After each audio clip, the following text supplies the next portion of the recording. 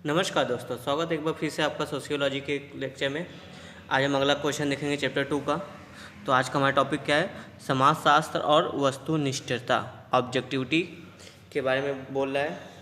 देखते हैं ये कैसे एक दूसरे से जुड़े हुए हैं और क्या क्या इससे संबंधित हमको समाजशास्त्र में जानने की ज़रूरत है जो एग्जाम में पूछे जाते हैं। तो देखते हैं आज का प्रश्न क्या है। समाजशास्त्र में वस्तुनिष्ठता में आने वाली समस्याओं व इन्हें दूर करने के उपायों की चर्चा करें। वस्तुनिष्ठता के महत्व को भी स्पष्ट करें। अब देखिए इस क्वेश्चन से क्या होगा, वस्तुनिष्ठता क्या है ये आपको समझ में आ जाएगी। अगर आप नए स्टूडेंट हैं तो आपको पता चल जाएगा और उसमें क्या क्या प्रॉब्लम्स हैं, कैसे समाजशास्त्र जो कि अपने अध्ययन में वस्तुनिष्ठता लाने में थोड़ा सा असक्षम सा महसूस करता है, ये आपको पता चल जाएगा। साथ ही इसको दूर करने के क्या उपाय हो सकते हैं वह, तथा इसका समाजशास्त्र में क्या महत्व है, इतने डायमेंशन को हमको कवर करना है इस प्रश्न में। ठीक है, मैंने इतने डायमेंशन दिया, हो सकता है केवल एक दो इस जो कि एरिया को लेकर ही आपसे प्रश्न करें। चलिए इसका उत्तर देखते हैं। सबसे पहले हम बताएंगे वस्तुनिष्ठता क्या है, उसके बाद इससे आगे बढ़ेंगे। समाजशास्त्र में वस्तुनिष्ठता से तात्पर्य शोधकर्ता सामाजिक पूर्वाग्रहों से मुक्त होकर वैज्ञानिक पद्धति का अनुसरण करते हुए सामाजिक घटनाओं का यथार्थ अध्ययन करने से है। सीधे सीधे कह रहा है कि जो भी शोध करता है वो वैज्ञानिक पद्धति से किसी भी सामाजिक घटना का अध्ययन करे और उसके जो अपने मूल्य विचार या पूर्वाग्रह हैं वो उसको एक किनारे रखकर ही शोध करे, उसको अपने शोध में शामिल होने ना दे।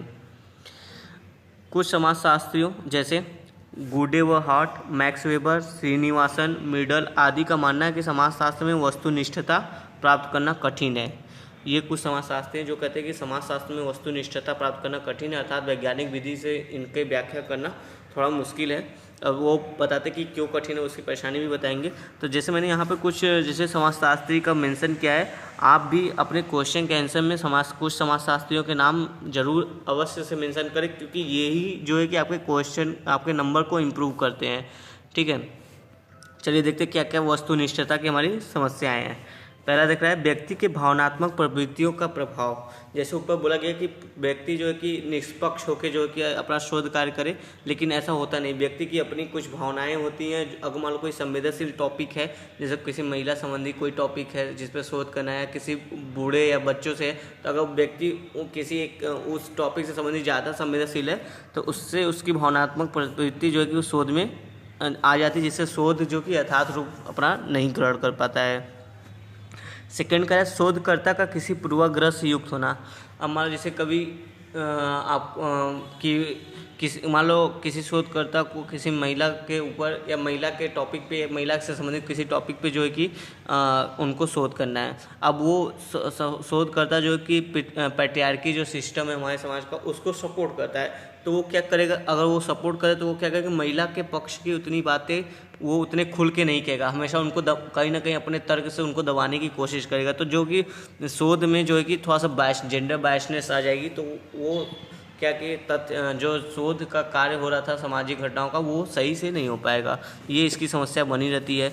जैसे घटना के किसी एक पक्ष पर विशेष बल देना। जैसे हमारे कार्ल मार्क्स का यहाँ पे एग्जांपल दिया जाता है। कार्ल मार्क्स अपने किसी भी घटना को वो बताते, चाहे ऐतिहासिक भौतिकवाद हो, चाहे द्वंद्ववाद का सिद्धांत हो, चाहे सामाजिक संघर्ष का सिद्धांत हो, वर्ग संघर्ष सिद्धांत, कुछ भी, वहाँ पे वो आर्थिक पक्ष को ही लेकर अपने सारे सिद्धांत को उन्होंने स्पष्ट किया। उन्होंने राजनीतिक, धार्मिक और सांस्कृतिक जो भी हैं पक्ष, उनको तो जो है कि उतना महत्व नहीं दिया ज़्यादा, तो उन्होंने जो है कि सिर्फ आर्थिक महत्व पे ही विशेष बल दिया। तो वही कह रहा है कि शोधकर्ता का किसी एक ही विषय पे ज़्यादा बल नहीं देना चाहिए, उसको जितने डायमेंशन है उस घटना से संबंधित सभी को कवर करना चाहिए। ठीक है, इससे क्या होता है कि जो शोध है वो ज़्यादा स्पष्ट होता है, ज़्यादा दूर तक उसकी पहुँच बनती है उस शोध की। विशेष बल व अन्य पक्षों की अवहेलना करना, ये हो गया। निर्जाति केंद्रवादिता, इसके तहत मतलब व्यक्ति का अपनी संस्कृति, विचार, मूल्य का श्रेष्ठ समझना व अन्य की तुलना में। मान लो कोई व्यक्ति जो है कि अपनी कल्चर को ज़्यादा बेहतर, ज़्यादा अच्छा समझता है, मूल्य को, अब वो शोध कर रहा है, अब उसको किसी और की कल्चर को शोध करना पड़े। अब वहाँ पर शायद हो सकता है शोध का टॉपिक कुछ ऐसा हो कि ये कल्चर जो कि हर कल्चर से ज़्यादा बेहतर है, तो वो वहाँ पर जो कि अपनी कल्चर को भी प्रकट करने का प्रयास करेगा, जो कि सही नहीं है। शोध में इससे क्या आगे शोध जो कि स्पष्ट नहीं होगी। और क्या कह रहा है देखो, व्यक्तिगत स्वार्थ, हो सकता है कोई ऐसा टॉपिक हो जिसमें किसी व्यक्ति का अपना खुद का कोई स्वार्थ निहित हो, जिसको पूरा करने के लिए वो जो कि तथ्यों को तोड़ मरोड़ कर पेश कर सकता है। इससे भी जो कि वस्तुनिष्ठता की समस्या समाज में बनी होती है। स्वार्थ समूहों का दबाव सोच पे, जैसे हो सकता है किसी राजनीतिक या उद्योगपति या किसी का भी या धार्मिक संगठन का जो कि किसी अगर उनको लग रहा है कि ये सोच जो कि उनके खिलाफ जाने वाला है, तो उस पर जो कि दबाव बनाते हैं कि आप जो कि शोध के परिणाम को सही से स्पष्ट मत कीजिए किसी और तरीके से, जो कि इसमें, ताकि हम सेफ रहे इससे, इस शोध से। तो इस तरह के जो दबाव बनते हैं उससे भी जो कि समाजशास्त्र में वस्तुनिष्ठता की समस्या बनी रहती है। और देखो प्रशिक्षण की कमी, जो भी शोध करता है, अगर उसके अंदर प्रशिक्षण कमी है तो हो सकता है वो जेंडर बायसनेस हो जाए या फिर पूर्वाग्रह से ग्रसित हो जाए। इसलिए भी बोला कि अगर प्रशिक्षण की कमी है तो भी वस्तुनिष्ठता की समस्या बनी रहती है, क्योंकि वस्तुनिष्ठता जो कि अपने वैज्ञानिक पद्धति के अनुसार नहीं हो पाती है। देखो यहाँ पे एक और अपनी बात यहाँ पे एक बात बताता है, चूँकि यहाँ शोधकर्ता मानव संबंधी व्यवहार घटनाओं का अध्ययन समाज सापेक्ष करता है, परंतु जो शोधकर्ता है वह स्वयं एक सामाजिक प्राणी है। ठीक है, जब मान लो मैं खुद एक मानव हूँ और मुझे खुद मानव के ऊपर ही जो है कि अपना शोध करना है, तो कैसे मैं एग्जैक्टली एकदम सही शोध कर पाऊँगा? ये तो वही बात होगी ना, अगर मान लो कोई अपराधी है, उसको खुद ही अपने अपराधी गतिविधि की छानबीन करना है, तो वो क्या बताएगा कि मैं किस तरह से मैंने अपराध किया? वो सही बता पाएगा? नहीं बताएगा, जब तक कोई और व्यक्ति जो कि उसके कार्यों को स्पष्ट ना करे। इसलिए बोला है कि जो आपका परंतु शोधकर्ता स्वयं एक सामाजिक प्राणी है, वह विभिन्न विचारों, भावनाओं, मूल्यों से ओतप्रोत होता है, जिससे इसका अध्ययन वस्तुनिष्ठ से व्यक्तिनिष्ठ की श्रेणी में चला जाता है। उसके अंदर इतने विचार मूल्य अपने हैं कि वो कहीं ना कहीं वो जो कि उसके अध्ययन पर प्रभाव डालते हैं, जिससे ये जो अध्ययन होता है वह वस्तुनिष्ठ ना होकर व्यक्तिनिष्ठ की श्रेणी में चला जाता है। आई होप आपको समझ में आया होगा यहाँ पे कि क्या क्या वस्तुनिष्ठता की समस्या आती है। चलिए आगे देखते हैं। समाजशास्त्र में वस्तुनिष्ठता प्राप्त करने के लिए निम्न साधन या उपाय हो सकते हैं। अब बता रहे कि कैसे हम वस्तुनिष्ठता ला सकते हैं समाजशास्त्र में। पहला आपका है क्वेश्चन हमसे ये पूछा गया था, शोध जो है कि वैज्ञानिक विधि से ही हो ऐसा सुनिश्चय करना। इसके लिए जो कि शोध में दैव निर्दर्शन विधि का प्रयोग किया जा सकता है। अब दैव निर्दर्शन विधि क्या है? जैसे मान लो कोई घटना घटती है तो उसके पीछे कई सारे छोटे छोटे कारण होते हैं, तो कह रहा है कि घटना के सभी इकाइयों का आप अध्ययन करें। ऐसा नहीं कि किसी एक ही इकाई पर ध्यान दें और अन्य इकाई को या छोटे पहलू तो उसको छोड़ दें, नहीं, आपको घटना के सभी इकाइयों का अध्ययन करना है और उनको चयन करके ही जो है कि पूरी घटना का एक समग्र रूप विशेष तैयार करना है, जिसका मूल्यांकन करने पर जो कि वो घटना जो है कि यथार्थ रूप में सही साबित हो। सेकेंड बोला कि आप यांत्रिक साधनों का अधिक से अधिक प्रयोग करें, जैसे टेप रिकॉर्डर। किसी को मान लो किसी घटना के संबंधी में कोई है, कुछ लोग हैं जो बता रहे हैं, तो उनके पूरे आवाज़ को टेप रिकॉर्ड कर लीजिए, या कहीं कुछ साक्ष्य मिले तो उसको फोटोग्राफी से फ़ोटो खींच लीजिए, वीडियोग्राफी कर लीजिए, या टेक्नोलॉजी, कोई भी जो टेक्नोलॉजी जो आपके शोध में काम आ रही है उसका अधिक से अधिक प्रयोग किया जाए। इससे क्या होगा कि आपके अपने विचार नहीं आएंगे, जो आपके पास साक्ष्य रहेंगे उसी आधार पर आप अपने शोध जो कि करेंगे। तीसरा बोला है शोध के स्रोत के रूप में प्रश्नावली व अनुसूची विधि का प्रयोग। अब ये प्रश्नावली अनुसूची विधि क्या है मैंने आपको 2-3 बार बता चुका हूँ पिछले कई क्वेश्चन में।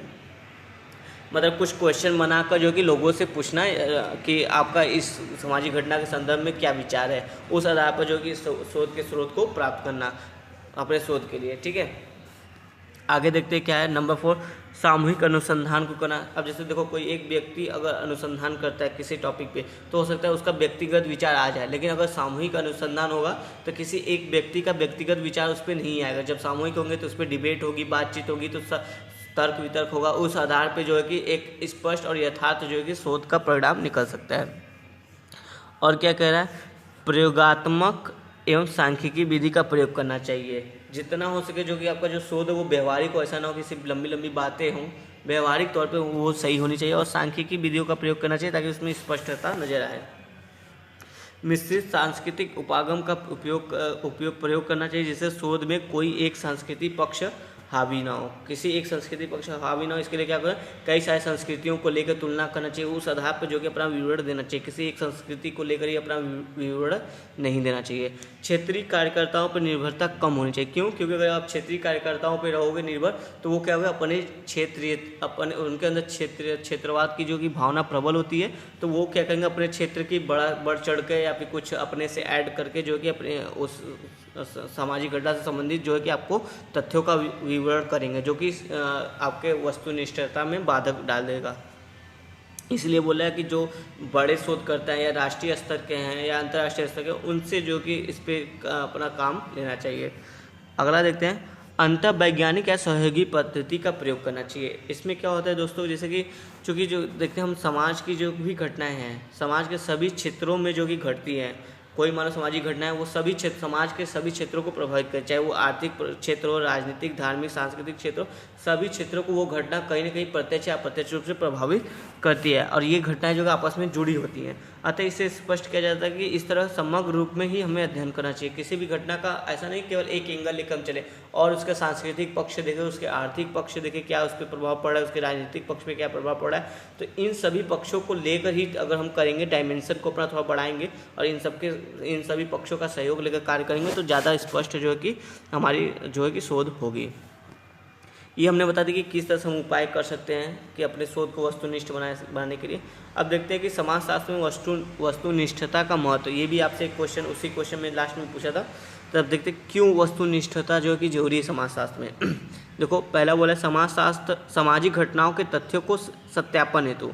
अगर देखो समाजशास्त्र में वस्तुनिष्ठता नहीं होगी तो आप अपने जो भी शोध किए हैं उसका सत्यापन नहीं कर पाएंगे। और क्या बोला, अनुसंधानकर्ता पर नियंत्रण रखने होते हो, ताकि जो अनुसंधान करता है वो अपने विचार उसमें ना ऐड कर दे। अगर वो वस्तुनिष्ठता को महत्व देगा तो अपने विचार को ऐड नहीं करेगा और जो कि यथार्थ रूप से सामाजिक घटना का अध्ययन करेगा।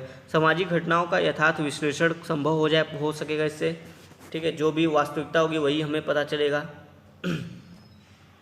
और क्या करें, समाजशास्त्र को विज्ञान की श्रेणी में अग्रसर करने हेतु। देखो समाजशास्त्र के विषय पर एक डिबेट हमेशा चलती रहती है कि समाजशास्त्र क्या विज्ञान का विषय है या फिर जो है कि ऐसे ही एक आदर्शवाद या एक सामान्य विज्ञान है, एक सामान्य विज्ञान है या विशेष विज्ञान है, इसकी बात चलती रहती है।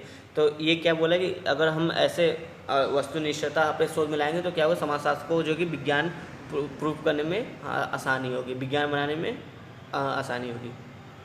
अगला देखते हैं, सामाजिक भ्रांतियों को समाप्त करने में सहायक। जैसे मान लो होता है ना कि जैसे हमारे समाज में पहले प्रचलित था सती प्रथा, कि अगर कोई किसी लेडीज़ की अगर कोई हस्बैंड जो कि डेथ कर जाते तो उनके साथ उनकी पत्नी को भी, वाइफ को भी जो है कि जला दिया जाता था।